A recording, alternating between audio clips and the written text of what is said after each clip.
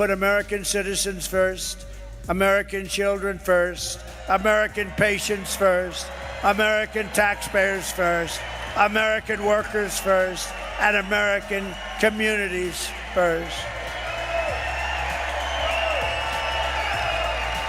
We will put communists, Marxists, and fascists last. And they will always be last. Oh, the irony. Sir, how you doing? I'm just here today asking, what's it like being a virgin? Pretty rad. Yeah. What's your body count? I'm a father. Yeah. Proud father. Yep. We have a website, patriotfront.us. Oh, I've heard of Patriot Front. Yeah. Yep. It's a group of incels. Yep. What's it like being a incel virgin? I wouldn't know, sir. Yeah. I wouldn't know. What's your body count? Doesn't matter. Because when the March for Life goes down, guess who shows up?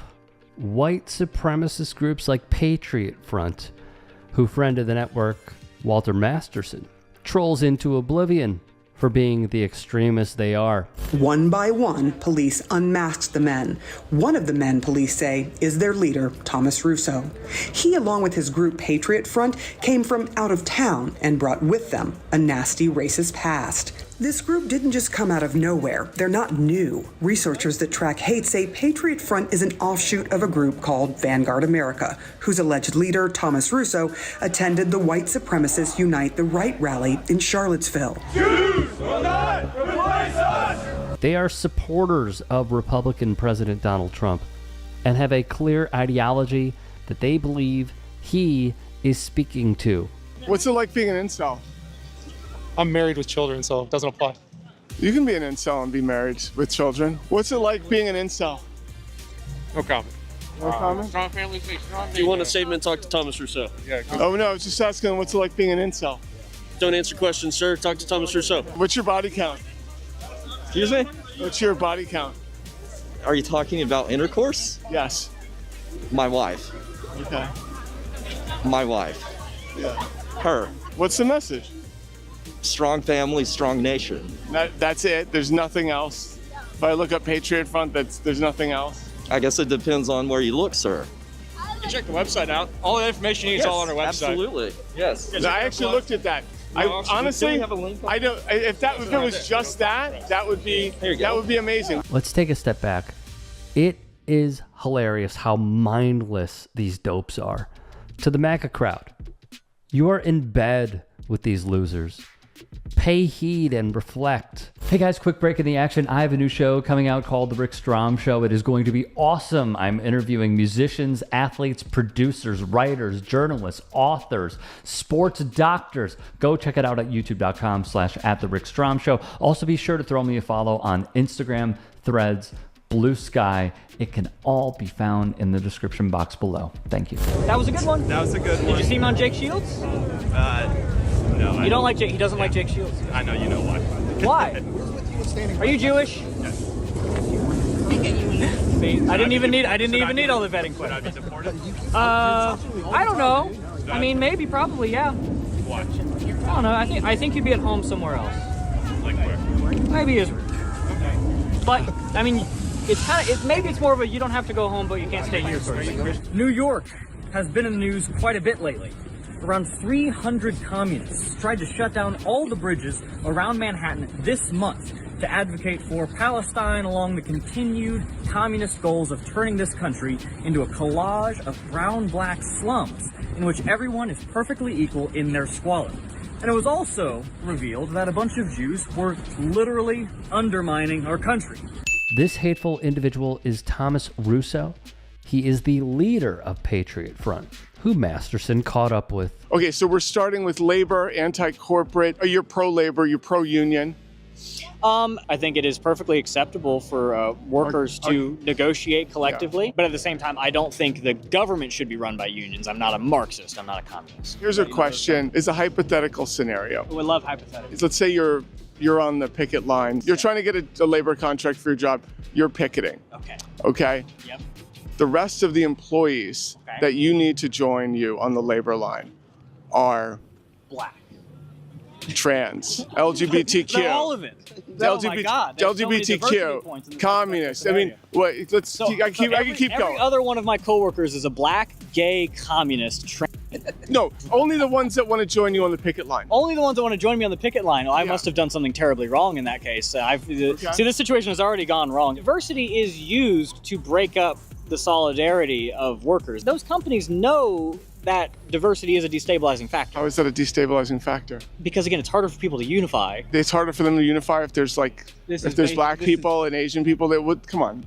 I mean, is that what you're saying? Yes, that is what I'm saying. So, okay, so the thesis is segregation. America was founded as a country by and for a certain group of people that is pertained and designed for that type of but they... You can say, oh, but things have changed now and things are different. Yes. Yes, things have gotten worse and I want them to get better. You're saying it's because of diversity. I believe our conversation has reached its terminus. I need to talk to some other people. You have a wonderful day, sir. So after 1 to 2 minutes, we've ascertained that this is bullshit.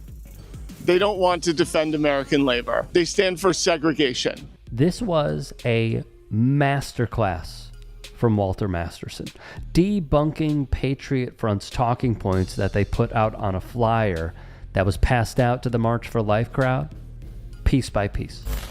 Please follow the comrade Walter Masterson for more fantastic content. He could be found on YouTube, where he has 365,000 subscribers. Can we help get him to 400,000? Please hit the sub button. His socials are his name, where he can be found on Instagram, Twitter, if that's your cup of tea, and we don't call it X here, so get it right, and support his Patreon. Dude is putting in work, going city to city and getting fantastic on the ground footage for us to take in. He is awesome at what he does. Seriously, support this man.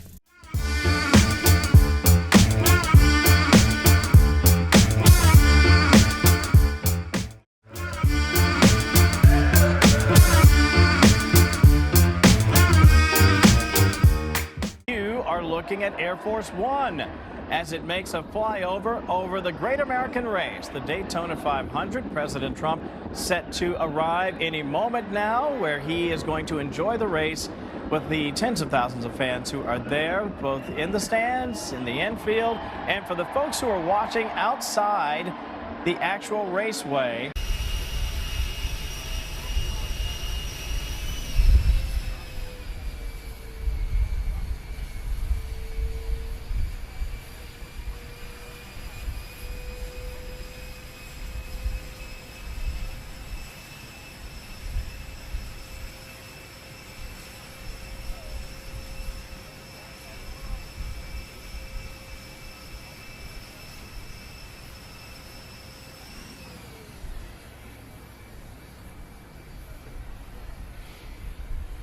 Donald Trump arrived at the Daytona 500. Now, before we break it down, let's keep in mind. But now we're saying that, no, actually, we are going to complain. If money is spent badly, if your taxpayer dollars are not spent in a sensible and frugal manner, then that's not okay. Your tax dollars need to be spent wisely on things that matter to the people. I mean, these things, like, it's just common sense. It's not draconian or radical. I think it's really just saying, let's look at each of these expenditures and say, is this actually in the best interest of the people? And if it is, it's approved. If it's not, we should think about it. That's, pardon the pun, quite rich from Elon Musk. A private citizen wearing a MAGA hat, holding court in the Oval Office. And why do I say that?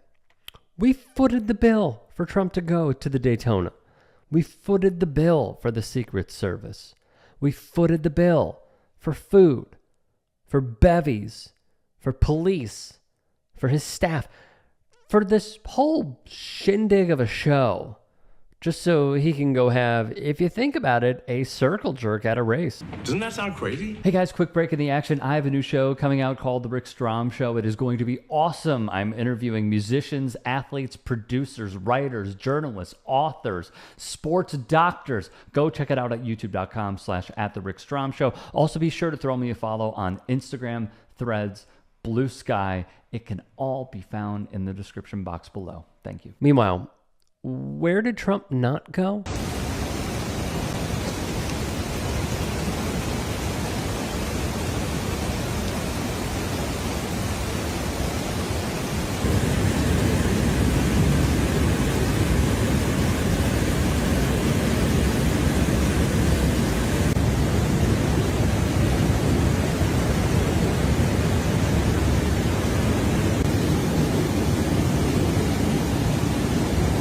First, amidst controversial cuts to federal spending, he did not make a trip to Tennessee, nor did he go to Kentucky.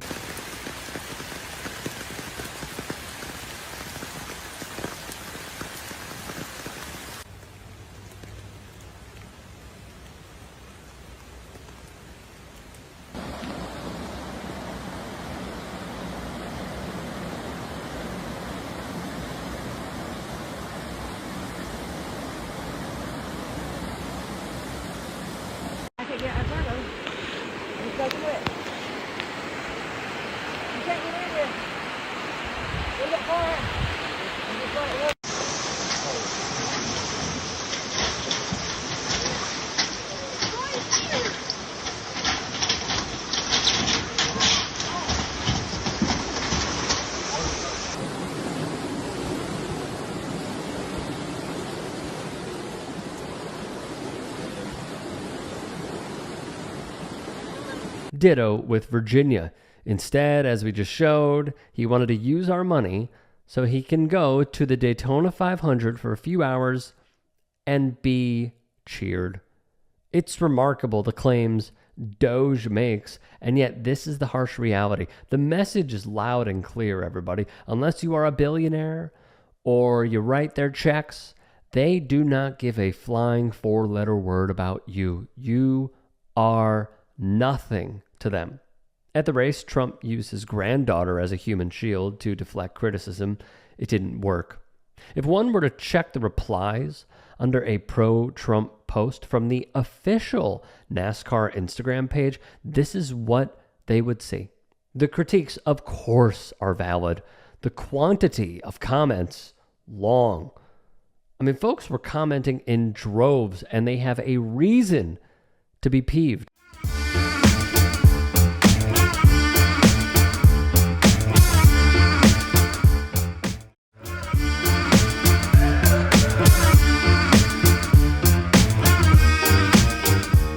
And the hits keep on coming.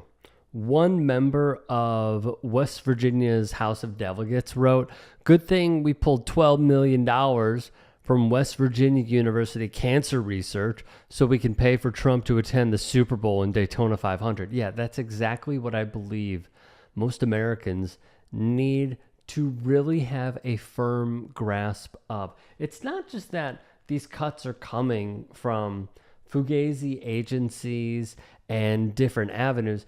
It is coming from things that greatly impact us as the American public. In all, it's estimated that this trip cost us about $5 million, though some have estimated it might be more. Call to Activism broke it down. The Air Force One cost is about $1 million. Motorcade and transport, roughly $200,000 to $500,000. Secret Service and security personnel, $1 to $2 million. FAA and airspace restrictions, which, by the way, if you have no idea how porous this is, because he is going to one place or another, they shut down the airspace completely. No one can go in and out. Planes are halted, and folks who are at different airports, if they are in somehow the same stratosphere as the president, cannot leave. It's horrible. So that's estimated to $100,000 to $300,000. Staffing, logistical support, about $200,000 to $500,000. Additional emergency and military resources, $100,000 to $500,000. That is your president who says that we need to take care of misappropriations. Unbelievable. When Trump took the beast for a ride around the track, he could be heard saying, "This is your favorite president. I'm a big fan. I am a really big fan of you people." He's literally a second grader. God, man. That same delegate would say, imagine if Joe Biden was playing Go Speed Racer at the Daytona 500 while West Virginia and Kentucky were underwater. Oh, we wouldn't hear the end of it. I'm not a Joe Biden guy, but we would not hear the end of it. Let's also not forget this. Musk and co., they're saying that they want to get rid of wasteful spending and, cut spending on behalf of the federal government. Well, Trump during his first term would leave D.C. for his personal properties a lot. And over the course of 4 years, spent more than 300 days at his golf resorts and other properties. Thus far, according to Trump Golf Track, he spent almost 20% of his time as president golfing. All paid for by who? You and me. The next time you hear the terms looting and robbing, by the way, that's who you should be labeling, not some poor bloke at Target in the checkout line. The Independent would write, in Palm Beach County, where his Mar-a-Lago estate is located, officials estimated in January the region will incur expenses of $35 to $40 million a year protecting him and his family. If you have not seen it firsthand, it is quite a sight to behold. Tristan Snell made this point on Blue Sky. First, the Super Bowl, now the Daytona 500. He's not a real president. He just plays one on TV, and it's costing the American people tens of millions in extra unnecessary wasteful spending. Maybe that is what Doge should be cutting. Another commenter rightfully stated, they are cutting Medicare and Medicaid jobs to save money. And meanwhile, Trump is at Daytona 500 spending millions for security. You don't despise these hypocrisies enough. Yeah. And to that I say amen.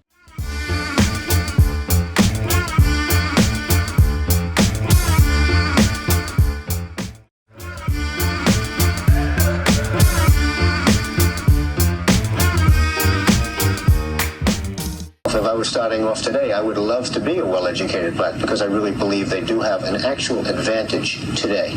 A well-educated black has a tremendous advantage over a well-educated white in terms of the job market. Let's talk about language, shall we? In recent years, the PC folks have found some new ways of shading the truth in order to make people feel better, especially minorities. One of the newer phrases making the rounds is happens to be. He happens to be black. I have a friend who happens to be black. Oh, I see, yes. Like it's an accident, Happens to be black. Yes, he happens to be black. I see. He had two black parents? Yes, that's right, two black parents. Yes. I see. And they had sex? Oh, indeed they did. Yeah, I see. So where does the surprise part come in? I should think it would be more unusual if he just happened to be Scandinavian. Via legendary comedian George Carlin. Well, let's point out the obvious. You are a Republican. You're an openly gay male. And as you have noted, evangelicals, people who are opposed to legally codified civil rights for gay people tend to make up the majority of Iowa caucus voters, if not a supermajority. Mm-hmm. What do you say to these people? What are you arguing to them specifically? Why should they take you seriously? And let's focus on the first part for Carlin's next takedown, as he will explain in the following clip via C-SPAN. Another recently favorite term is openly gay. I have a friend who's openly gay, but that's the only minority they use that for. You wouldn't say someone was openly black. Well, maybe James Brown. Yes. James Brown, yes. Or Louis Farrakhan. Louis Farrakhan is openly black. Colin Powell is not openly black. Colin Powell is openly white. He just happens to be black. Mr. Chairman, though, that was unbelievably inspiring. My amendment has nothing to do with whether or not colored people or black people or anybody can serve, okay? It has nothing to do with color Mr. of your Speaker, skin. What purpose does the gentlelady seek recognition? I'd like to be recognized to have the words colored people stricken from the record. I find it offensive and very inappropriate.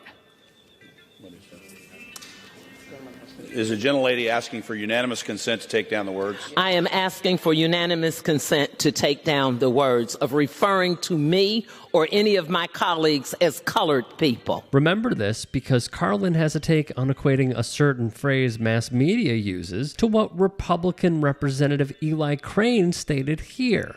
So I would like to tell you how I handle some of these speech issues concerning minorities. First of all, I say black.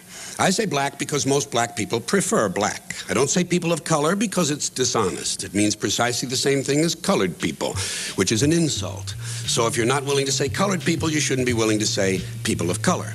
And besides, to me, the whole idea of color seems a bit specious, really. I mean, what should we call white people? People of no color? Isn't pink a color? And in fact, white people are not really white at all. They're different shades of pink and olive and beige. In other words, they're colored. And black people are rarely black. I see mostly various shades of brown and tan, and in fact, some light-skinned black people are darker than the darkest white people. I'm sorry, lighter than the darkest white people. Look at my African-American over here. Look at him. And on language such as this, people of color is an awkward phrase that obscures meaning rather than enhancing it. What shall we call fat people? People of size? I also don't say African Americans. I find it cumbersome and confusing. Which part of Africa are we talking about? Egypt? Egypt is in Africa, but Egyptians aren't black. They're like the people in India. They're dark brown white people. But they're Africans. So why wouldn't an Egyptian citizen who becomes an Egyptian who becomes a U.S. citizen be called an African American? The same would apply to South Africa. Suppose a white racist from South Africa becomes an American citizen. Couldn't he call himself an African American? If for no other reason than just to bother black people. And what about a black person born in South Africa who becomes an American citizen? Is he an African American or is he a South African American? Or is he simply a South African American African American? And I just want to thank you because you're very, very special people. You were here long before any of us were here. Although we have a representative in Congress who they say was here a long time ago. They call her Pocahontas. But you know what? I like you because you are special. You are special people. You are really incredible people. And I have to, from the heart, from the absolute heart, we appreciate what you've done. Carlin has a take here as well. In fact, there are no natives anywhere in the world. Everyone is from somewhere else. All people are refugees, immigrants, or aliens. If there are natives anywhere, it would have to be people still living in the Great Rift Valley in Africa. So everyone is just visiting. So much for native. As far as calling them Americans is concerned, well, how can I say this? We steal their hemisphere, destroy 500 cultures, kill 20 million, stick the rest of them on the worst land we can find, and then as a special bonus, we name them after ourselves. It's embarrassing. It's just embarrassing. Hey, I appreciate you watching. Now, if you can, please do become a channel member by going to youtube.com/TYT Sports and clicking the join button. If that's too much for you, you can just go to tyt.com/join to become a member. It helps all of us out here at the Young Turks and keeps our network afloat. In addition, you could follow me on my socials on Twitter, Instagram, and TikTok. Appreciate the love. Have a great day. Calling out elite people in comedy should be the rule of thumb. I think Donald Trump's hair is actually another creature. Yeah. The hair's like going, good night, Donald. Good night, Donald. Here we go. Maybe it goes out. It goes out and makes money while he's asleep. There is something about punching down that feels taboo, and punching up is the way to go. Crack's not really my thing, but if it was, it would be fine if I was on that side. Wow. Don Jr.'s on coke. We won with poorly educated. I love the poorly educated. I'm a very stable genius. It is very important, the work that the Jordan Kleppers are doing, the work that the Good Liars are doing, the work that our team here at the Turks are doing, and many more. Used to see these tackles, now they tackle. Oh, head-on-head collision, bing, flag. Football's become soft. You have Trump doing sound effects for tackles. The choice could not be more clear. Like, let's not beat around the bush about it.